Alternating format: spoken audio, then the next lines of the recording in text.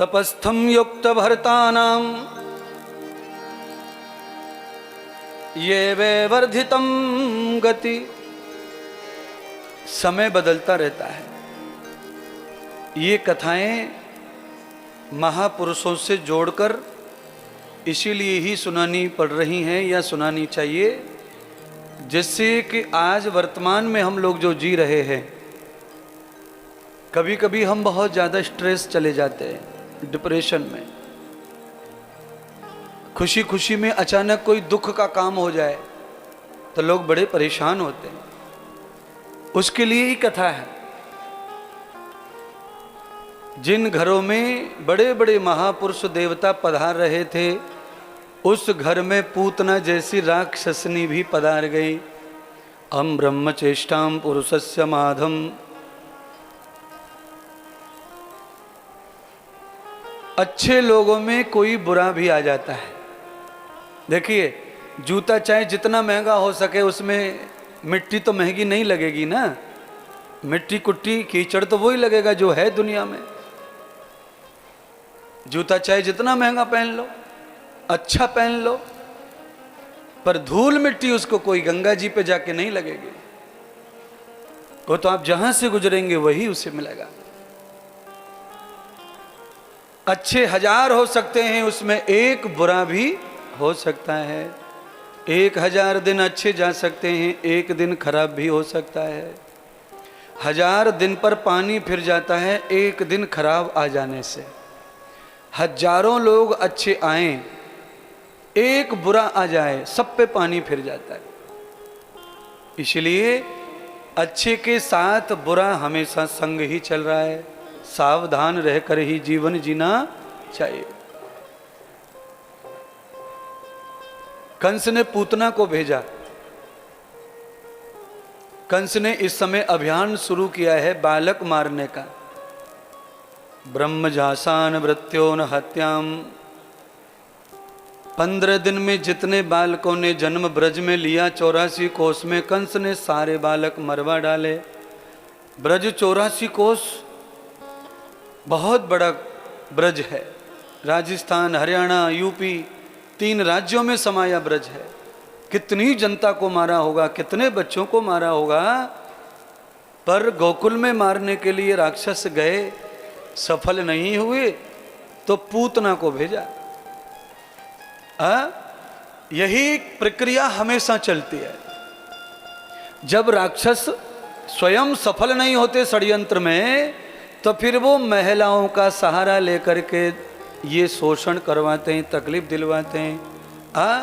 आपके जीवन में भी कोई आ सकती है, कहीं आश्रम में भी महिला ऐसी कोई आ सकती है, कहीं भी हो सकता है ये लोचा, कोई भरोसा नहीं। और ये करवाता कौन है? कोई पुरुष उसमें शामिल जरूर होता है। यदम पुरुषस्य माधोर प्रियम। क्योंकि महिला एकदम अंदर से पापी होती नहीं है। महिला को जब तक किसी पुरुष का, किसी नालायक का सपोर्ट नहीं मिलेगा, वो गलत बात को भी बाहर नहीं कह सकती। जब कोई राक्षस मिल जाएगा, तब महिला भर जवानी में, भर शक्ति में आ जाती है। और यही प्रयोग है, इसी को करते आ रहे हैं ऋषि मुनि, सब बर्बाद होते आ रहे हैं उसी से। और स्वयं भगवान विष्णु ने भी माया रची थी, महिला तैयार की थी नारद के लिए। नारद को बड़ा अहंकार था अपनी तपस्या का। तो आपको कथा सबको पता है, पर नारद का उद्धार करने के लिए परमात्मा ने ऐसा किया।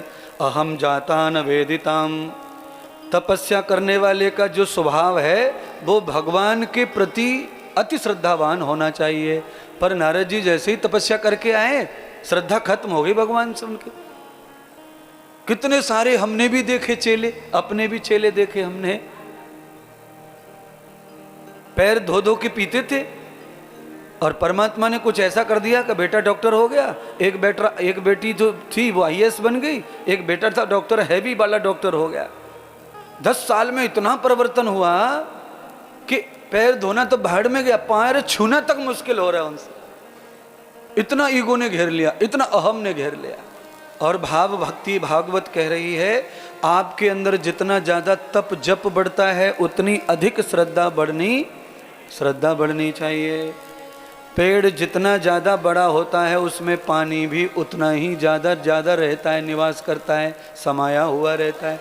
छोटा पौधा होगा उसमें पानी भी कम रहता है, पेड़ बड़ा हो जाएगा तो ज़्यादा पानी भरा रहता है उसमें, और इतना पानी रहता है कि आप उसके नीचे खटिया बिछा के सो जाइए, गर्मी नहीं लगेगी आपको।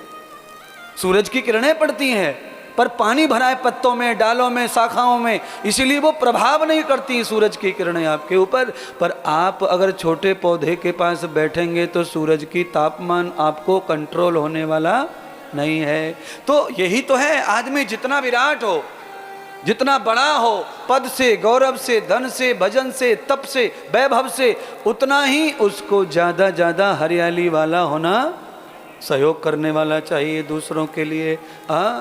बट का वृक्ष बड़ा हो जाता है तो पुराने ज़माने में तो ये जो मौसम चल रहा है मई जून वाला, अप्रैल मई कह लो इसको, ऐसे मौसम में गांव के 20-20, 40-40 बुजुर्ग वड़ पेड़ के नीचे सोते थे दिन भर। पहले पंखे कूलर नहीं थे तो कहाँ जाएंगे, पेड़ों के नीचे पूरे गांव के बुजुर्ग आकर सोते थे, बातें करते थे, कहानियां करते थे, ताश भी खेलते थे मान लो, पर पेड़ की मदद लेते थे। इससे प्रमाण मिलता है कि पेड़ जितना ज़्यादा पानी भर लेता है उतना दूसरों की मदद करता ही रहता है। अच्छा वो तो जड़ है, उसमें मन नहीं है, बुद्धि नहीं है, नहीं तो और भी अच्छे काम कर देता है। और तुम्हारे पास में तो मन है, बुद्धि है, चित्त है, पिछले अगले जन्मों का संस्कार है, और आपके पास में टीचर था, कोचिंग थी, आपने बहुत सारे टीचरों से पढ़ाई की, डिग्रियां ली हैं, आपने बड़े संग किए हैं, उसके बावजूद भी आप कुछ अच्छा नहीं कर पा रहे। कथा को मैं छोटी करना चाहता हूँ। पूतना का भगवान ने वध कर दिया, यमुना की रेत में जाके पूतना को गाड़ दिया गया। अब भगवान को पवित्र करने का प्रयोजन घर में चल रहा है। सारे लोग इसी बात में टेंशन में हैं कि अब लाला को कैसे शुद्ध किया जाए। इसे राक्षसिनी ने स्पर्श कर लिया है। परसम गते च दर्शनम। ओहो हो, अब तो मैं कहे बगैर मानूंगा नहीं, कथा जो ऐसी आ गई है। अब सुनिए प्रकाश जी, भागवत की कथा ये कह रही है कि अगर कोई राक्षस स्वभाव की महिला या पुरुष, अंडा मांस शराब गुटखा खाने वाला पुरुष अगर आपको छू लेता है तो आपके 1600 मिली घन पॉइंट पॉजिटिव एनर्जी के खत्म हो जाते, तत्काल नेगेटिव हो जाती खोपड़ी 1 सेकंड में। अब वो शुद्ध कैसे हो? नंद बाबा परेशान, ये पूतना छू के गई है, मेरा बालक तो नष्ट हो जाएगा, उसकी बुद्धि खराब हो जाएगी, तो क्या करें? तो एक ही मार्ग दिखा। नंद बाबा सीधे लाला को गोद में लेकर के गौशाला पहुंच गए। बोलो गौ माता जय हो। गौ माता के पास पभ्रमितो न वेद धेनूनाम,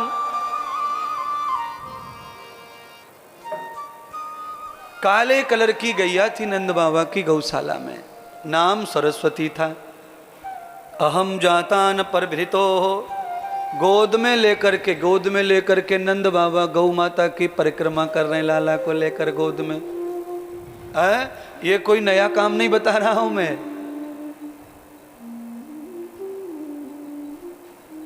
एक वृक्ष ऐसा होता है हमारे खेतों में, उस वृक्ष के ऊपर पानी डाला और वो पानी बच्चे पे टपक गया तो बच्चे को शारीरिक कोई भी चमड़ी का रोग होता है वो खत्म हो जाता है।